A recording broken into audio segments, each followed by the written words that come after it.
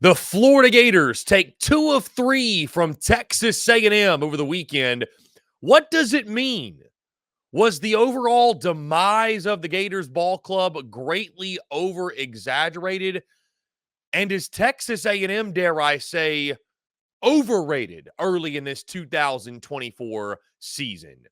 Hello, everyone. I'm Chris Phillips of SEC Unfiltered. Appreciate each and every single one of you tuning in. Be sure to hit that like and subscribe button on YouTube. Hit that bell icon as well so you get notifications of when we go live and when we drop new video content, which is each and every single day.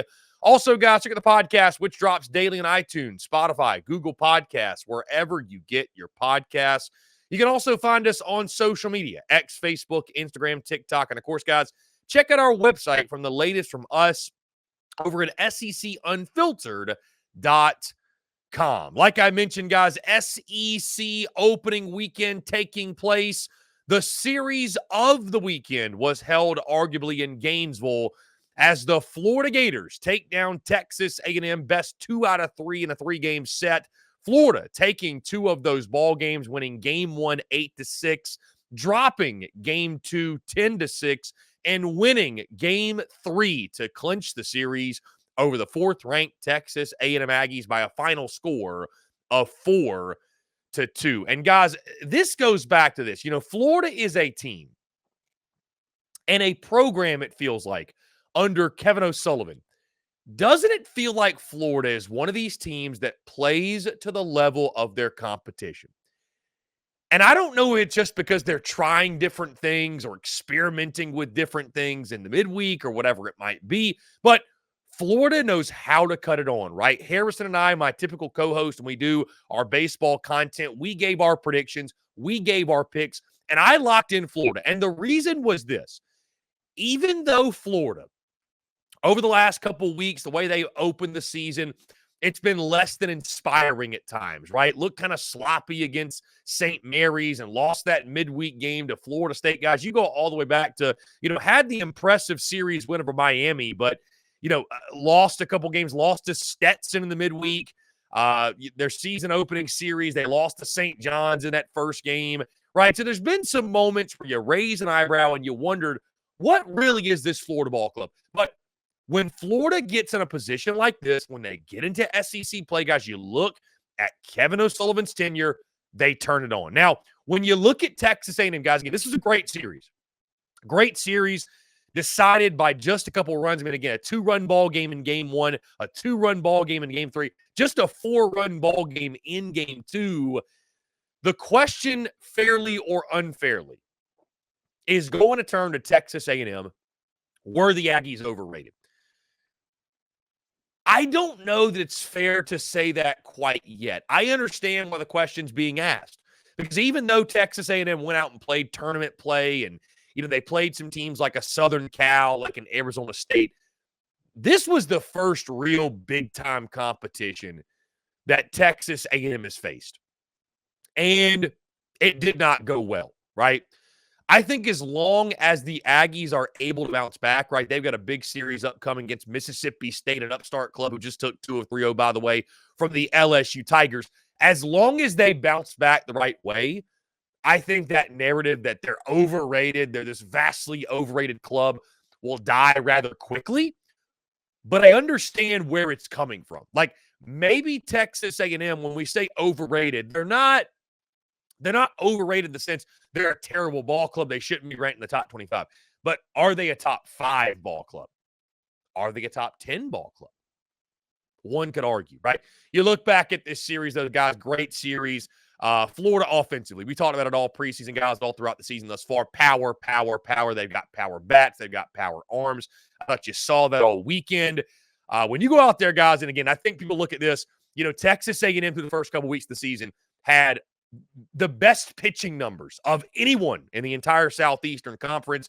Ryan Prager was Mr. All Everything. He runs into Florida's lineup, boom, boom, boom, boom, boom, goes 2 1/3, 7 hits, 6 earned runs.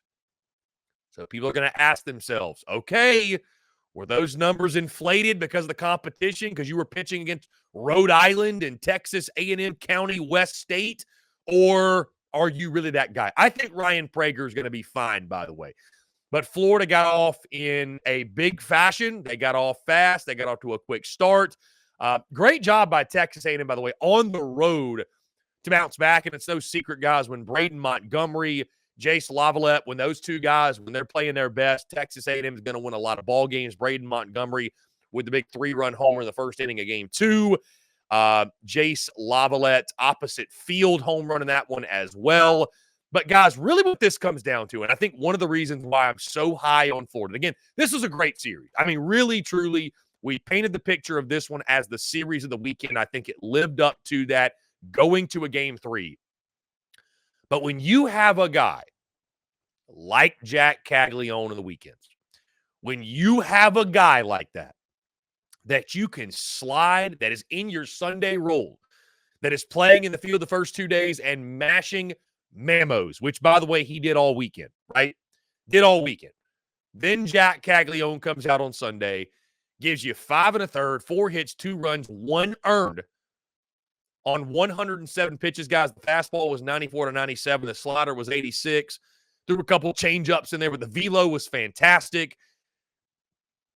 I mean, what a luxury, right? And like even the best of the best in college baseball, a lot of them, their Sunday situations like, hey, we got a guy we feel kind of good about, but there's a good chance we might have to Johnny Holstaff it, whatever. Like, Jack Caglione's a Friday guy for a lot of other teams. And all he does is week after week after week shove. Then you got Brandon Neely at the back end, who is just absolutely electric, guys, 94 to 96. Took care of business twice over the weekend. And then Tyler Shelnutt was big for them as well.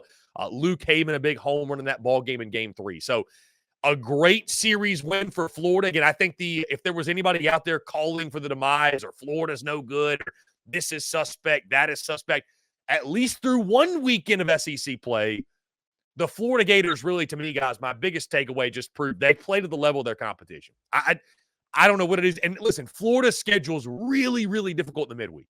And so I think that their struggles in the midweek are probably over-exaggerated to a degree. But it's just kind of funny how, like, you're watching Florida early on. They weren't undefeated like Texas A&M, right? At times, they weren't playing very inspiring baseball, but it's just under Kevin O'Sullivan, guys, you just have to trust that it doesn't matter what they do in non-conference. It really doesn't matter what they do in the midweeks. When they get to SEC play, Florida is going to be a tough out. They're going to be right there every single year at the top of the SEC. That's just who Kevin O'Sullivan is. That's what he's built in Gainesville. And my takeaway from Texas A&M, guys, is this. I'm not going to throw the overrated card out there. I'm not. I'm not going to throw the overrated card out there. But A&M got humbled a little bit. I think they did, right? I still feel really good about this club. I love Braden Montgomery. I love Jace Lavalette. I think Prager on Fridays, the rest of that rotation, I think they're going to be fine, right?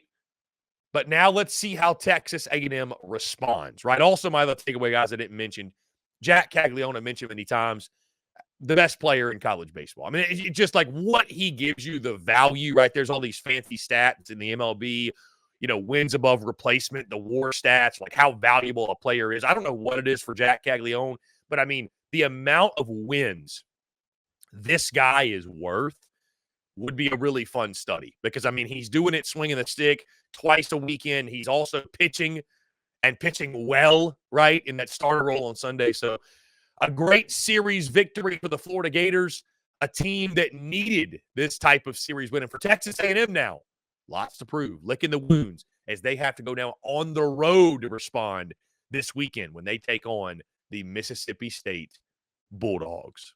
And correction, by the way, they host the Mississippi State Bulldogs. I do apologize. So anyways, great series in Gainesville. Florida takes 2 of 3 and makes a big statement on SEC opening weekend. Guys, it's going to do it all for me. Appreciate each and every single one of you tuning in. Be sure to hit that like and subscribe button on YouTube. Hit that bell icon as well so you get notifications of when we go live and when we drop new video content, which is each and every single day. Also, guys, check the podcast, which drops daily on iTunes, Spotify, Google Podcasts, wherever you get your podcasts.